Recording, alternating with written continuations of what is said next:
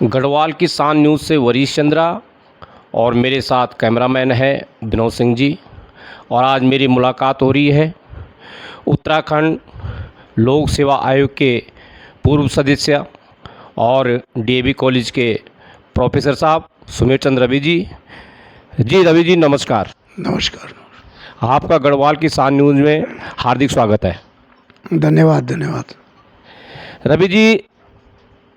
जिस तरह से सबसे पहले मैं भारत रत्न और संविधान के निर्माता बाबा भीमराव अंबेडकर जी को नमन करते हुए आपसे कहूँगा कि जिस तरह से बाबा भीमराव अंबेडकर जी की राष्ट्र के प्रति सेवा, त्याग और समर्पण की जो भावना थी, उस पर क्या कहेंगे आप? देखिए, भारत रत्न बाबा साहब डॉक्टर भीमराव अंबेडकर पूरा देश और दुनिया जानती है। किसी भी प्रकार के प्रचार प्रसार के वो मोहताज नहीं है। वो राष्ट्रीय स्तर पर ही नहीं मात्र बल्कि अंतर्राष्ट्रीय स्तर पर ख्याति प्राप्त महान विभूति हैं। और बाबा साहब भीमराव अंबेडकर को केवल और केवल हम संविधान निर्माता के रूप में ही उन्हें ये श्रेय देते हैं कि उन्होंने भारत के संविधान का निर्माण किया। महत्वपूर्ण बात यह है कि भारत के संविधान के माध्यम से उन्होंने मानवता के कल्याण के जो विषय भारत के संविधान में लाए और वंचितों, शोषितों, पीड़ितों और बेसहाराओं का सहारा भारत का कानून बन सके, भारत के संविधान की व्यवस्था बन सके, बड़ा काम बाबा साहब भीमराव अंबेडकर जी का ये रहा। उन्होंने अनुच्छेद 13 से अनुच्छेद 29 तक मौलिक अधिकारों को सम्मिलित करते हुए, तमाम मौलिक अधिकार सुरक्षित रखते हुए, शिक्षा के क्षेत्र में भी और अल्पसंख्यक वर्ग के शिक्षा के क्षेत्र के माध्यम से जो अधिकार सुरक्षित किए और जो अधिकार उन्होंने प्रदत्त किए, ये अपने आप में बड़ी बात है। लेकिन साथ साथ उन्होंने ये भी व्यवस्था की अनुच्छेद 51 के अंतर्गत कि जहां हम मौलिक अधिकारों की बात करें, अर्थात अपने अधिकारों को सुरक्षित और संरक्षित रखते हुए अपने जीवन को आगे बढ़ाने का अधिकार प्राप्त करते हुए आगे बढ़ने की चेष्टा करें, तो वहाँ हम अपने कर्तव्यों का भी, अर्थात भारत के तिरंगे, भारत के राष्ट्रगान और भारत की एकता और अखंडता और भारत की संप्रभुता को भी हम माने और भारत के सशक्त और अखंड आयाम को हम सदैव सुरक्षित रखने के लिए अपने को किसी भी सीमा तक जाकर समर्पित रहने का अपना भूमिका, समर्पित रहने का अपना विचार कभी मरने न दें। अर्थात हमारी बहादुरी, हमारी लगन और हमारी निष्ठा भारत की एकता, अखंडता, अर्थात कन्याकुमारी से कश्मीर तक, पूर्व से पश्चिम, उत्तर से दक्षिण तक भारत की संप्रभुता पर कोई आँच ना आए, यह भी भारत के संविधान का अनुच्छेद 51 हमें सचेत करता है और ये जिम्मेदारी देता है। तो बड़ा जो व्यवस्था का काम बाबा साहब डॉक्टर भीमराव अंबेडकर ने किया, और ये भी यहाँ मैं कहना चाहूँगा और इस बात को बहुत ज़्यादा स्पष्ट करना आज के दौर में, आज के समय में ये आवश्यक है कि हम अक्सर ये मानते हैं कि भारत के जो हमारे संविधान के दायरे में आने वाली तमाम व्यवस्थाएं हैं वो अनुसूचित जाति, अनुसूचित जनजाति और आदिम जाति और उन तमाम वर्गों के लिए हैं जो पिछड़े वर्ग से संबंधित हैं। ऐसा नहीं है। भारत की आधी आबादी जो हमारी माताओं और बहनों से आच्छादित है, बाबा साहब अम्बेडकर ने प्रारंभिक दौर से ही भारत के प्रथम कानून मंत्री के रूप में अपनी भूमिका का निर्वहन सदैव यह कहकर के किया कि तब तक भारत की स्वतंत्रता, भारत का लोकतंत्र, भारत की एकता और अखंडता सशक्त आयाम नहीं प्राप्त कर सकती जब तक हम भारत की महिलाओं को, भारत की मातृशक्ति को उनके धार्मिक क्षेत्र में, उनके आर्थिक क्षेत्र में, उनके शैक्षिक क्षेत्र में और उनके राजनीतिक क्षेत्र में अधिकारों को सुरक्षित न कर लें। और उन्होंने कहा था कि इस सारी व्यवस्था के लिए आवश्यक है कि भारत की पार्लियामेंट, भारत की संसद उसको पारित करे और उसको विधिक रूप से कानून का स्वरूप प्रदान करे। और इसी जिद्दोजहद में उनके कई वर्ष लगे और 1951 तक वो इस जिद्दोजहद में लगे रहे। और भारत के प्रथम प्रधानमंत्री पंडित नेहरू के सामने उन्होंने इस प्रश्न को बहुत बहादुरी के साथ, बेबाकी के साथ उजागर किया, लेकिन वो उसमें निराशा महसूस करते रहे। भारत के प्रथम प्रधानमंत्री ने वायदा तो किया कि भारत की महिलाओं के हिंदू कोड बिल के माध्यम से अधिकारों को उन तमाम क्षेत्रों में सुरक्षित रखेंगे, उन तमाम क्षेत्रों से महिलाओं को आच्छादित करेंगे जो सर्वांगीण विकास से संबंधित हैं, लेकिन उन्होंने किया नहीं। अंततोगत्वा बाबा साहब भीमराव अम्बेडकर को भारत के प्रथम कानून मंत्री के रूप में 1951 में त्यागपत्र देने के लिए विवश होना पड़ा। और अपना त्यागपत्र लिखकर उन्होंने जो उसको पढ़ कर के भी सुनाया, उद्घोषित करके सुनाया और बड़ी पीड़ा के साथ उन्होंने त्यागपत्र देते हुए कहा कि ये मेरा सपना पूर्ण नहीं हुआ, क्योंकि हमारा लोकतंत्र, इसको मैं पुनरावृत्ति फिर दे रहा हूँ, हमारा लोकतंत्र, हमारी संप्रभुता और हमारा अखंडता का प्रश्न और हमारे सर्वांगीण विकास का प्रश्न भारत के संविधान के माध्यम से तब तक पूर्ण नहीं हो सकता जब तक हम भारत की आधी आबादी अर्थात माताओं और बहनों अर्थात महिला शक्ति को, मातृशक्ति को उनके सर्वांगीण विकास के संदर्भ में उन अधिकारों से आच्छादित न कर दें जो अधिकार पुरुषों के समान उनको देने आवश्यक हैं। और 3 वर्ष के बाद उनको वो देना पड़ा और भारत के पार्लियामेंट में वो पास हुआ। भारत की संसद में पुरुषों के समान ही सार्वजनिक क्षेत्र में, राजनीतिक क्षेत्र में और जीवन के हर पक्ष में उनको वो अधिकार दे करके आच्छादित किया गया। तभी ये एक संयोग ही कहा जाएगा कि भारत के जिस प्रथम प्रधानमंत्री पंडित जवाहरलाल नेहरू ने इस विषय को इतना लंबित करके रखा, जिसकी हमें अपेक्षा नहीं थी, बाबा साहब अम्बेडकर को अपेक्षा नहीं थी कि वो इतना लंबित इस विषय को रखेंगे, लेकिन जब इस पर पार्लियामेंट की, संसद की मोहर लगी और संसद ने उसको कानून के रूप में स्थापित किया, भारत की महिलाओं के प्रश्न को, उनके सर्वांगीण विकास के प्रश्न को कानून बनाकर, तो इसका सबसे पहला लाभ राजनीतिक क्षेत्र में पंडित जवाहरलाल नेहरू जी की सुपुत्री और हमारे देश की प्रथम महिला प्रधानमंत्री के रूप में स्वर्गीय इंदिरा गांधी को प्राप्त हुआ। अर्थात यदि वो हिंदू कोड बिल में वो सारी बातें पारित होकर के कानून का स्वरूप न लेती जो मंशा बाबा साहब भीमराव अम्बेडकर जी का था, तो इंदिरा जी महिला होने पर कभी भी भारत की प्रधानमंत्री न बनती। और उसके बाद भारत की प्रथम महिला राष्ट्रपति के रूप में, महामहिम राष्ट्रपति के रूप में प्रतिभा पाटिल जी स्थापित हुई। आज वर्तमान में दूसरी महिला राष्ट्रपति के रूप में द्रौपदी मुर्मू जी हमारे बीच में हैं, हमारे देश के संवैधानिक मुखिया के रूप में हमारा मार्गदर्शन कर रही हैं। तो ये सारी व्यवस्था आईएएस के क्षेत्र में, पीसीएस के क्षेत्र में अर्थात प्रशासनिक क्षेत्र में, कार्मिक क्षेत्र में, आधिकारिक क्षेत्र में, राजनीतिक क्षेत्र में जितने भी अधिकार हमारी माताओं और बहनों को प्राप्त हुए हैं, सामाजिक क्षेत्र में मान सम्मान प्राप्त हुआ है, धार्मिक क्षेत्र में मान सम्मान और बराबरी का रास्ता उन्हें प्राप्त हुआ है। और जैसा मैंने कहा कि राजनीतिक क्षेत्र में किसी भी ग्राम पंचायत से लेकर हम संसदीय व्यवस्था में राष्ट्रीय स्तर तक जो महिलाओं के मान सम्मान को देख रहे हैं विभिन्न पदों और विभिन्न जिम्मेदारियों के रूप में, यह सब बाबा साहब भीमराव अम्बेडकर जी की देन है कि उन्होंने उस जिद्दोजहद को सफलता के साथ में अपने जीवन काल में ही उन्होंने देखा और यह सब हुआ।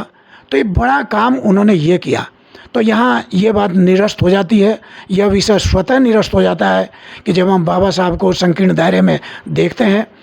बाबा साहब भीमराव अंबेडकर जी को सीमित दायरे में तोलते हैं कि वो एक वर्ग विशेष, एक जात विशेष, एक संप्रदाय विशेष के पक्षधर रहे। ऐसा नहीं है। इस बात से उन्होंने कहा था किसी भी जाति, किसी भी वर्ग, किसी भी धर्म और किसी भी संप्रदाय की महिलाएं, हमारी महिला शक्ति बराबर का हक प्राप्त करते हुए, बराबर का अधिकार प्राप्त करते हुए आगे बढ़े। उनको ऐसी व्यवस्था भारत के संविधान के माध्यम से और कानून के माध्यम से भारत की पार्लियामेंट में पारित होकर के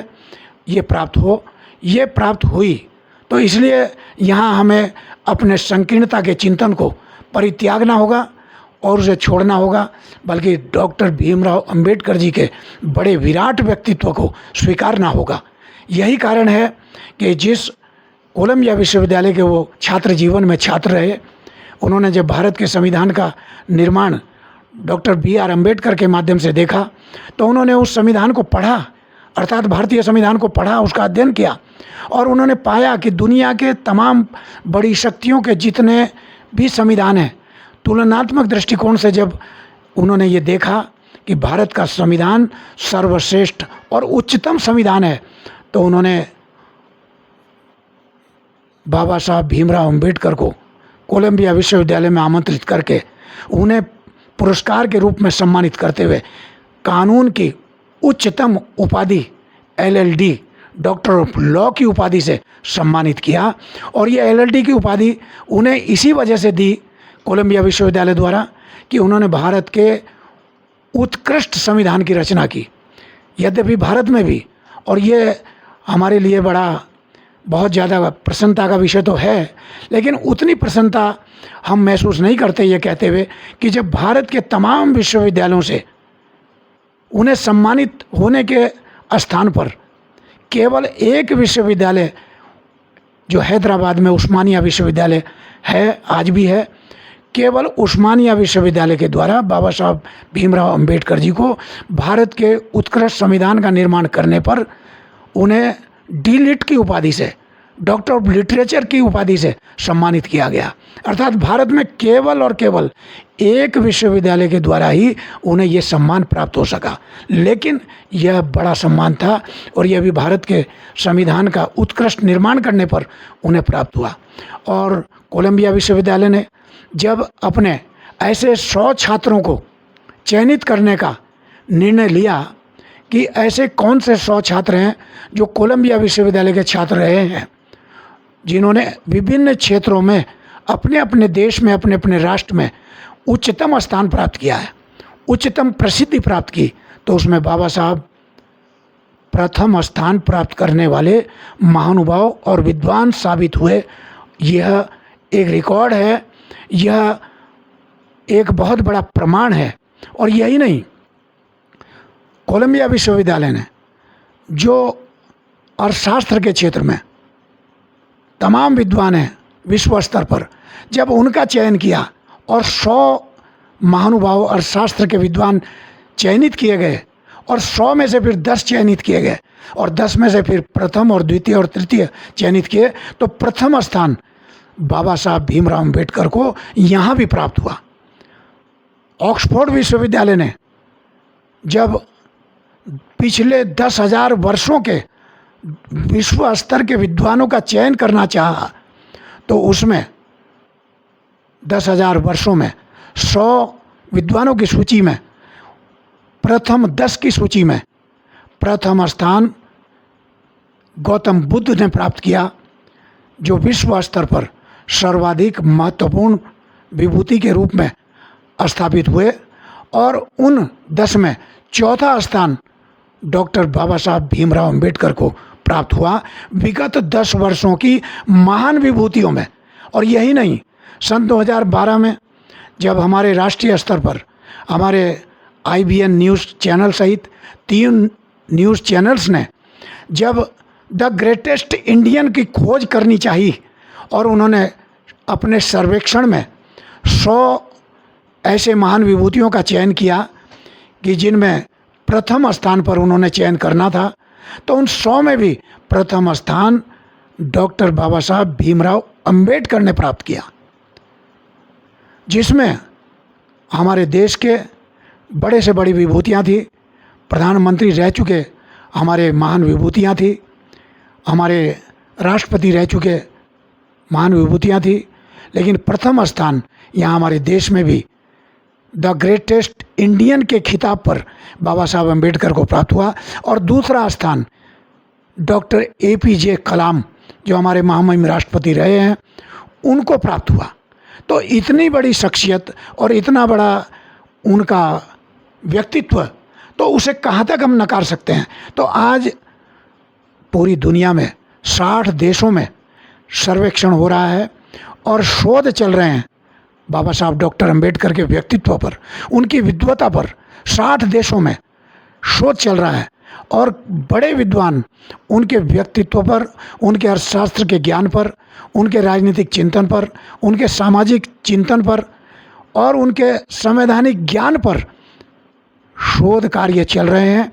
और बहुत सारी बड़ी विभूतियाँ उनके उसमें काम कर रही हैं कि उनका व्यक्तित्व कहाँ तक जाता है, कितना बड़ा है। और जब उनका परिनिर्वाण हुआ, महापरिनिर्वाण के अवसर पर जब श्रद्धांजलि का कार्यक्रम हुआ, तो महारानी एलिजाबेथ ने कहा था कि यह हम सुनिश्चित कर रहे हैं, आज अपने संबोधन में उन्होंने कहा था श्रद्धांजलि कार्यक्रम में, कि यदि डॉक्टर BR अम्बेडकर दुनिया के किसी, भारत के अतिरिक्त किसी अन्य देश में जन्मित हुए होते तो उनका जो सम्मान आज है वह सम्मान और आगे जाता। उनका अर्थ ये नहीं था कि भारत में उनका सम्मान नहीं है, यह सम्मान नहीं प्राप्त हुआ, यह सम्मान प्राप्त नहीं होगा, बल्कि उनका आशय था कि तुलनात्मक दृष्टिकोण से उनका सम्मान और आगे जाता यदि वो किसी अन्य राष्ट्र में जन्मित होकर के इस धरा पर आए होते। लेकिन यह उनका अपना विचार था। लेकिन भारत के हमारे मौजूदा नेतृत्व ने और भारतीय जनता पार्टी की सरकार ने भारत के प्रधानमंत्री जी के नेतृत्व में संचालित व्यवस्था के माध्यम से बाबा साहब डॉक्टर भीमराव अम्बेडकर को पिछले वर्षों से राष्ट्रीय स्तर पर ही नहीं, अंतर्राष्ट्रीय स्तर पर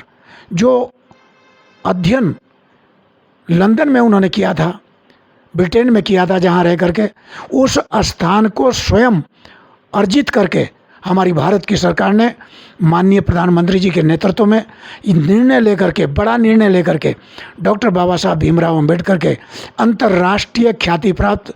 स्मारक का निर्माण करके बाबा साहब अम्बेडकर को ये बड़ा सम्मान दे करके भारत के और दुनिया के तमाम दलितों को ये बड़ा सम्मान दिया गया है। इसका मैं आपके चैनल के माध्यम से इस वक्त वर्तमान भारत की सरकार, जो भारतीय जनता पार्टी की सरकार है, माननीय प्रधानमंत्री नरेंद्र मोदी जी के नेतृत्व में संचालित है, मैं धन्यवाद विज्ञापित करना चाहूँगा। उन्होंने राष्ट्रीय स्तर पर भी कोई कमी बाबा साहब भीमराव अम्बेडकर को सम्मान देने में नहीं रखी। ग्राम पंचायत स्तर से और राष्ट्रीय स्तर तक हमारे सरकारी कार्यालयों में, हमारे सरकारी संस्थानों में आवश्यक कर दिया है कि गांधी जी की, राष्ट्रपिता महात्मा गांधी जी की चित्र के साथ, उनकी मूर्ति के साथ, उनके चित्र के साथ बाबा साहब भीमराव अम्बेडकर का चित्र भी स्थापित किया जाना सुनिश्चित किया जाए, और सुनिश्चित किया गया है। तो ये बड़ा निर्णय, बड़ा कार्य बाबा साहब भीमराव अम्बेडकर को सम्मान देने के संदर्भ में वर्तमान केंद्रीय सरकार के द्वारा माननीय प्रधानमंत्री नरेंद्र मोदी जी के नेतृत्व में किया गया है। इसका मैं विशेष आभार व्यक्त करता हूँ। जब हम ये कह रहे हैं कि हमारी वर्तमान सरकार के द्वारा, माननीय प्रधानमंत्री श्रीमान नरेंद्र मोदी जी के द्वारा बाबा साहब भीमराव अम्बेडकर को ये राष्ट्रीय और अंतर्राष्ट्रीय सम्मान दिया गया है, तो इसका आशय है कि भारत के 40 और 50 करोड़ वंचितों और शोषितों और बेसहाराओं की आवाज़ को सम्मान दिया गया है, दलितों को सम्मान दिया गया है, और उन प्रवासी भारतीय दलितों और भारतीय हमारे नागरिकों को सम्मान दिया गया है। और जब मैं ये कहूँ कि ये वंचितों, शोषितों, पीड़ितों को सम्मान दिया, ये छोटी बात कह रहा हूँ मैं, बल्कि हमें इस रूप में कहना होगा कि बाबा साहब भीमराव अम्बेडकर का सम्मान आज के दौर में समूचा भारत कर रहा है, समूची सरकारें कर रही हैं, समूची केंद्र सरकार कर रही है। माननीय नरेंद्र मोदी जी की सरकार कर रही है, तो इसमें हमें कह देना होगा कि तमाम हमारा भारत का जनमानस कर रहा है। और ये जो सम्मान उन्होंने राष्ट्रीय और अंतर्राष्ट्रीय स्तर पर बाबा साहब भीमराव अम्बेडकर को दिया है, इसका सम्मान भारत की महान जनता का, हमारे तमाम कोटि कोटि भारतीय नागरिकों का सम्मान है। ये उसको हमें बांट करके नहीं देखना है, उसको कमतर नहीं देखना है। और मैं तो ऐसे लोगों से भी अपेक्षा करूंगा जो इस सोच को संकीर्णता के दायरे में रख रहे हैं। प्रथम दृष्टा हम भी कह रहे हैं कि ये दलितों, शोषितों, पीड़ितों का सम्मान है, ऐसा नहीं है, उनका तो है ही। लेकिन भारत के अंदर जो बाबा साहब भीमराव अम्बेडकर के व्यक्तित्व को समझने की सोच और समझ रखते हैं, ये उन सब का सम्मान है। हमारे भारत की आधी आबादी, मातृशक्ति, हमारी माताओं और बहनों का सम्मान है, जो बाबा साहब डॉक्टर अम्बेडकर के व्यक्तित्व को समझती हैं। हमारे नौजवानों का सम्मान है, जो हमारे नौजवान, हमारी युवा शक्ति डॉक्टर भीमराव अम्बेडकर को विराट व्यक्तित्व के रूप में देखते हैं। हमारे जो संवैधानिक दायरे में हमारे भारत के संविधान को मान और सम्मान दे करके भारत के संविधान को एक महान दस्तावेज, एक महाग्रंथ के रूप में स्वीकार करने का काम करते हैं, जिनको हम ये कहेंगे कि गुरु ग्रंथ साहिब को मानने वाले, बाइबिल को मानने वाले, कुरान शरीफ को मानने वाले, गीता और भगवत गीता और रामायण को मानने वाले तमाम ऐसे विद्वत जन और तमाम हमारी ऐसी महान जनता जो इस भारत के संविधान को, महाग्रंथ को मानते हैं। इस महाग्रंथ का अस्तित्व इसी बात से हम मान सकते हैं, हमारे धार्मिक क्षेत्र में जहां हम अपने धार्मिक ग्रंथों को मानते हैं, उन सारे धार्मिक पवित्र ग्रंथों को मानने के साथ हम इस महाग्रंथ को स्वीकारोक्ति दे करके मानते हैं। तो इससे हम अर्थ लगा सकते हैं हमारे भारत का संविधान कितना विराट है और कितना पवित्र है। इसके लिए हम भारत सरकार को एक बार फिर बधाई देना चाहेंगे, धन्यवाद ज्ञापित करना चाहेंगे। और इन्हीं शब्दों के साथ मैं आपके चैनल को भी, कि आप बड़ी जागरूकता के साथ में बाबा साहब भीमराव अम्बेडकर को, उनके किए कृत्यों को याद करने का कार्य कर रहे हैं। मैं अपनी वाणी को यहीं विराम देते हुए भारत की महान जनता को, भारत के महान युवा शक्ति को, महिला शक्ति को और तमाम शोषित और पीड़ित महानुभावों को, जो संयुक्त रूप से बाबा साहब भीमराव अम्बेडकर को राष्ट्र निर्माता के रूप में देख रहे हैं, संविधान निर्माता के रूप में तो देख ही रहे हैं, राष्ट्र निर्माता के रूप में देख रहे हैं और उनको सम्मान दे रहे हैं। और हमारी वर्तमान सरकार ने प्रदेशों की और हमारी राष्ट्रीय सरकार के निर्देशन पर इस बार एक बड़े पखवाड़े के रूप में उनके जन्म दिवस पर विभिन्न कार्यक्रम आयोजित करके उनके जन्मोत्सव को मनाने का कार्य किया है। इसका विशेष आभार और धन्यवाद मैं ज्ञापित करता हूँ। जय हिंद, जय भारत। आज जैसे कि उत्तराखंड लोक सेवा आयोग के सदस्य रह चुके हैं और डीएवी कॉलेज में प्रोफेसर के पद पर भी रह चुके हैं, कई डिग्रियां उन्होंने हासिल की हैं। आज उनके निवास पे गढ़वाल किसान न्यूज़ से उनसे साक्षात हुआ है। रवि जी, आपका बहुत बहुत धन्यवाद। धन्यवाद।